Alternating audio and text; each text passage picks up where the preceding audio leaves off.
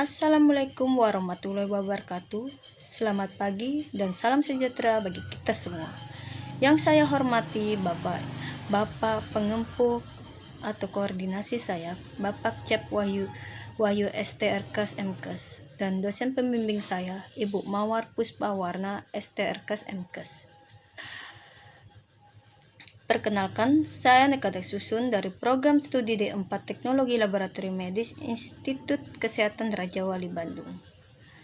Pada kesempatan ini, saya akan mempresentasikan laporan praktek belajar klinik 3 yang telah saya laksanakan di instalasi Laboratorium Puskesmas Gintu selama 1 bulan, yaitu mulai tanggal 15 Juni sampai 15 Juli 2026. Adapun yang melatar belakangi dari praktek belajar klinik 3 saya ini merupakan salah satu mata kuliah yang bertujuan untuk membentuk ahli teknologi laboratorium medik yang profesional baik dalam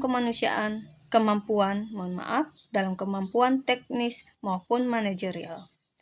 Melalui praktek ini, mahasiswa memperoleh pengalaman nyata dalam memberikan pelayanan laboratorium mulai dari tahap pra-analitik, analitik, pasca analitik sesuai standar pelayanan.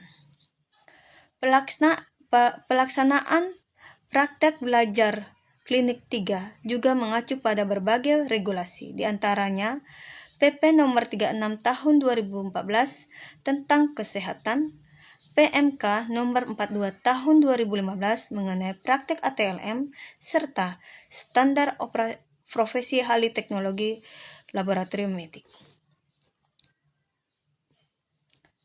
Adapun tujuan dari praktek belajar klinik 3, yaitu tujuan pelaksanaan ini adalah meningkatkan kompetensi mahasiswa dalam pelayanan laboratorium. Mahasiswa diharapkan mampu menerapkan prosedur pra-analitik, analitik, dan pasca analitik sesuai standar mutu, memahami manajemen laboratorium, logistik reagen, serta penerapan K3. Selain itu, kegiatan ini juga bertujuan membentuk sikap profesional, kemampuan komunikasi, kepemimpinan, dan kolaborasi dengan tenaga kesehatan lainnya. Manfaat praktek belajar klinik 3 ini memberikan manfaat bagi berbagai pihak. Bagi institut pendidikan, kegiatan ini menjadi sarana penerapan teori ke dalam praktek nyata. Bagi puskesmas, mahasiswa membantu pelayanan sekaligus membawa perkembangan ilmu terbaru.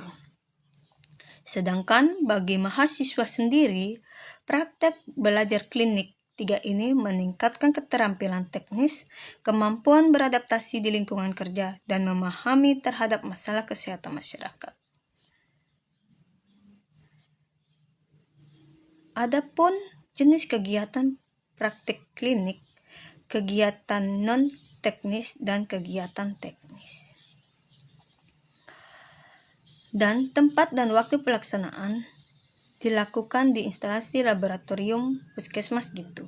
Selama praktek saya mengikuti berbagai kegiatan mulai dari orientasi, observasi, penggunaan alat laboratorium, persiapan alat dan reagen, mengambil spesimen pasien, pemeriksaan laboratorium, pencatatan administrasi hingga pelaporan hasil pemeriksaan kepada pasien.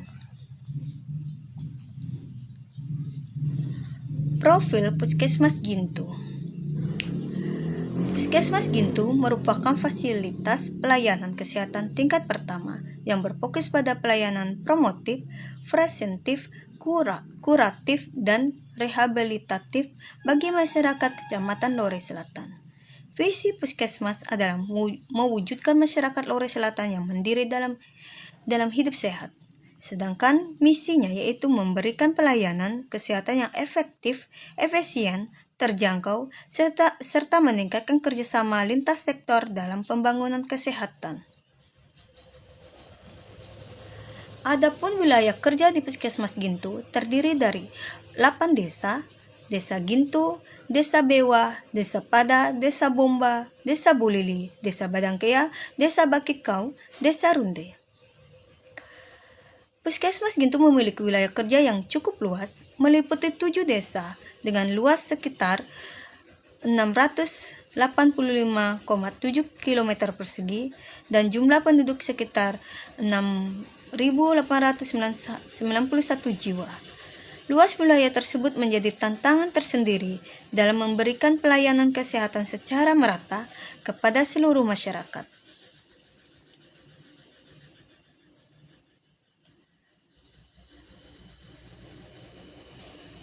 Fasilitas dan struktur pelayanan. Laboratorium Puskesmas Gintu melayani berbagai pemeriksaan, antara lain pemeriksaan klinik, kimia klinik seperti glukosa darah, kolesterol, dan asam urat menggunakan metode POCT. Selain itu, tersedia pemeriksaan penyakit menular seperti BTA, HIV, sifilis, dan hepatitis B menggunakan metode rapid test.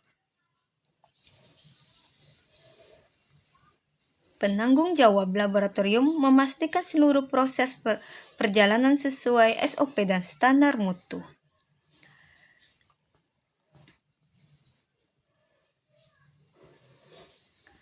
Alur pelayanan laboratorium. Pelayanan laboratorium dimulai dari registrasi pasien.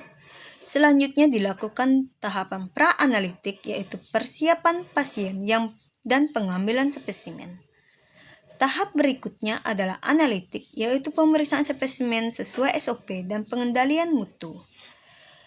Tahapan terakhir pada pasca analitik berupa validasi hasil, pencatatan, penyerahan hasil kepada pasien secara rahasia. Manajemen ketiga dan limbah. Keselamatan kerja menjadi aspek yang sangat penting dalam pelayanan laboratorium. Seluruh petugas wajib menggunakan APD berupa jas laboratorium, masker, dan sarung tangan. Limbah medis dipisahkan sesuai jenisnya, sedangkan benda tajam langsung dibuang ke dalam safety box untuk mencegah kecelakaan kerja dan menjaga keselamatan lingkungan. Masuk di bab 3, masalah kesehatan di wilayah kerja Puskesmas Gintu. Kita berfokus pada masalah kesehatan utama. Meliputi penyakit menular seperti TB, ISPA, dan diare. Penyakit yang tidak menular yang banyak ditemukan adalah hipertensi, diabetes mellitus, anemia pada ibu hamil, dan stunting. Selain itu, dilakukan screening triple eliminasi pada ibu hamil yang meliputi HIV, sifilis, dan hepatitis B. Strategi penanganan masalah kesehatan di atas dilakukan melalui deteksi dini, penyuluhan kesehatan, pemberdayaan masyarakat, posyandu, posbindu, surveillance, serta penguatan sistem informasi kesehatan.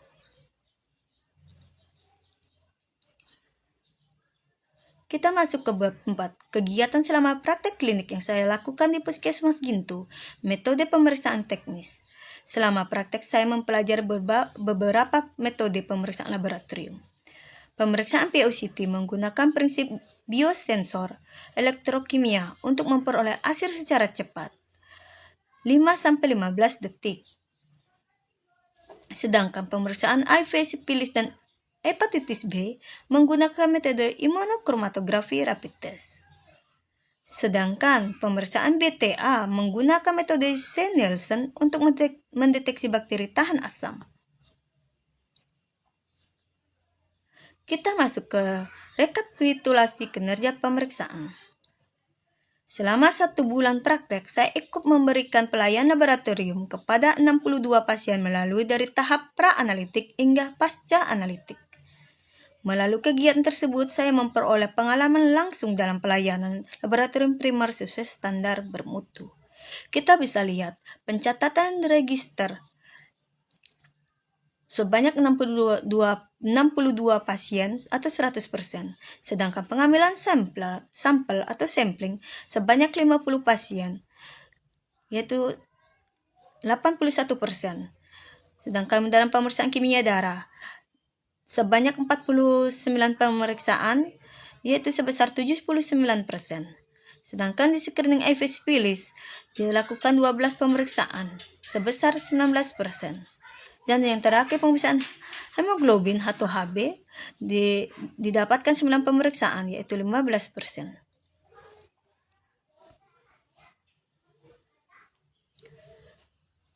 Dalam pelaksanaan praktek belajar klinik 3 dapat disimpulkan bahwa saya mampu mengintegrasikan teori yang diperoleh selama perkuliahan dengan praktek di lapangan. Saya juga memperoleh pengalaman dalam manajemen laboratorium, penerapan ketiga pengelolaan logistik, pemantapan mutu internal, serta meningkatkan kemampuan komunikasi dan kerja sama dengan tenaga kesehatan. Kedepan harapan Puskesmas tetap mempertahankan mutu pelayanan, institusi memperkuat kerjasama, dan mahasiswa terus meningkatkan kompetensinya. Masuk di pertanyaan dan jawaban. Pertanyaan dari dosen pengempu. 1. Apa saja masalah yang sering muncul di dalam manajemen laboratorium Anda? Jawaban saya, konsistensi dokumentasi mutu. Adanya tantangan dalam menjaga konsistensi pendokumentasian logbook harian untuk hasil pemantap mutu internal agar grafik kontrol kualitas tetap terpantau berkala tanpa jeda. Risiko manajemen logistik reagen. Tantangan dalam akurasi perencanaan, kebutuhan bulanan dan tahunan guna menyeimbangkan rasio kunjungan pasien demi mencegah terjadinya kekosongan stok maupun kelebihan stok yang berisiko kadaluarsa. Soal nomor 2. Bagaimana alur atau mekanisme pemantap mutu internal dan pemantap mutu eksternal di laboratorium tempat Bapak Ibu bekerja dan bagaimana secara evaluasinya? Jawaban dari saya adalah alur pemantapan mutu internal dilaksanakan secara mandiri pada tahap analitik sebelum pemeriksaan spesimen pasien dimulai. Pengujian melibatkan larutan kontrol dan blanko khusus untuk memverifikasi forma, instrumen VOCT maupun alat otomatis lainnya. Alur pemantap mutu eksternal, di mana di laboratorium Puskesmas Gintu berpartisipasi aktif dalam program uji silang atau pemantapan mutu yang diselenggarakan oleh lembaga luar atau Dinas Kesehatan secara periodik nasional. Yang ketiga, mekanisme mengevaluasi, di mana saya menggunakan parameter uji ketelitian atau presisi untuk mendeteksi kesalahan acak atau random error, serta uji ketepatan akurasi untuk mendeteksi kesalahan sistemik atau systemic error. Hasil spesimen pasien hanya dirilis jika nilai kontrol terdapat di dalam rentang batas yang dipersyaratkan. Pertanyaan nomor 3. Dari dosen pengempu, jelaskan mekanisme ketiga di laboratorium tempat Bapak Ibu bekerja. Jawaban dari saya, penggunaan PD wajib. Petugas wajib mengenakan jas laboratorium, masker sarung tangan, dan pelindung mata secara disiplin saat berkontraksi dengan spesimen. Perpisahan dan pengelolaan limbah. Pada di Puskesmas Gintu bagian laboratorium, limbah benda tajam, jarum maupun lanset langsung dibuang ke dalam wadah khusus safety box berwarna kuning. Limbah infeksius padat dipisahkan secara ketat dari limbah domestik atau non-domestik medis menggunakan tong sampah berpadel khusus. Ketiga, higienis medis dan dekontaminasi, di mana saya menerapkan prosedur cuci tangan sebelum dan sesudah tindakan, disinfeksi meja kerja secara berkala, serta sterilisasi berkala area analisis untuk memutus rantai kontaminasi silang. Yang keempat, penanganan kecelakaan kerja, di mana di Puskesmas Gintu menyediakan alur proteksi paparan darurat bagi petugas seperti penanganan awal tertusuk jarum, serta edukasi keselamatan yang efektif. Pertanyaan dari dosen pengempu. Pertanyaan nomor 4. Sejauh mana Bapak Ibu memahami akreditasi di laboratorium Bapak Ibu bekerja dan dokumen apa saja yang harus dipersiapkan ketika akreditasi, serta apa Bapak Ibu terlibat sebagai ketua atau anggota Papja dalam akreditasi tersebut? Baik, jawaban dari saya. Komitmen mutu dan akreditasi. di mana laboratorium memahami akreditas sebagai instrumen vital untuk memastikan seluruh pelayanan penunjang diagnostik di fasilitas primer berjalan sesuai regulasi keselamatan pasien, standar operasional, dan kepatuhan hukum. Dokumen manajemen yang dipersiapkan mencakup formulir permintaan pemeriksaan klinis seperti identitas, diagnosa awal, dan buku register laboratorium, serta lembar hasil pemeriksaan tervalidasi, serta dokumen standar operasional prosedur atau SOP. Keterlibatan struktural dan POKJA, di mana secara struktural operasional pelayanan laboratorium berada di bawah kendali penanggung jawab PJUKP, Kefarmasian dan Laboratorium. Kepala laboratorium bertindak selaku TTLM profesional yang memegang tanggung jawab validasi teknis penuh, penjamin mutu, serta koordinasi aktif dalam kelompok kerja. POKJA atau akreditas. Pertanyaan dari dosen pengempu nomor 5. Dokumen apa saja yang sering ditanyakan oleh asesor akreditasi ketika pelaksanaan atau visitasi asesor ke laboratorium tempat Ibu bekerja? Jawaban dari saya. Pada tahun 2023 pernah dilakukan akreditas. Yang diminta oleh asesor biasa logbook kontrol mutu, seperti buku tertulis pengujian kontrol harian atau PMI, serta sertifikat hasil keikutsertaan pemantauan mutu eksternal.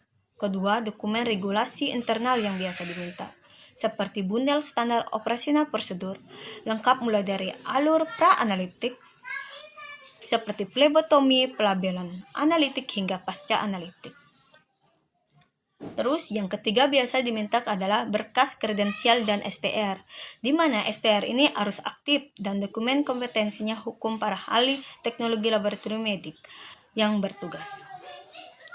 Terus yang keempat biasa diminta oleh asesor adalah rekam inventaris dan kalibrasi, buku kendali stok reagen, catatan riwayat pemantapan tangga kadaluarsa reagen, logbook suhu kulkas penyimpanan, serta sertifikat kalibrasi berkala alat ukur atau instrumen.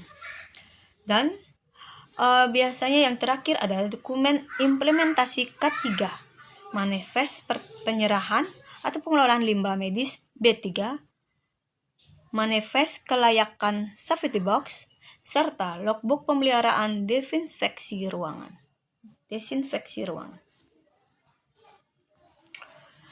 Demikian presentasi yang dapat saya sampaikan mengenai praktek belajar klinik 3 di instalasi laboratorium Puskesmas Gintu. Semoga apa yang telah saya pelajari dapat menjadi bekal dalam memberikan pelayanan laboratorium yang profesional, bermutu dan berorientasi pada keselamatan pasien. Terima kasih atas perhatian Bapak Ibu dosen dan teman-teman sekalian. Mohon maaf apabila terdapat kekurangan. Wassalamualaikum warahmatullahi wabarakatuh. Selamat pagi.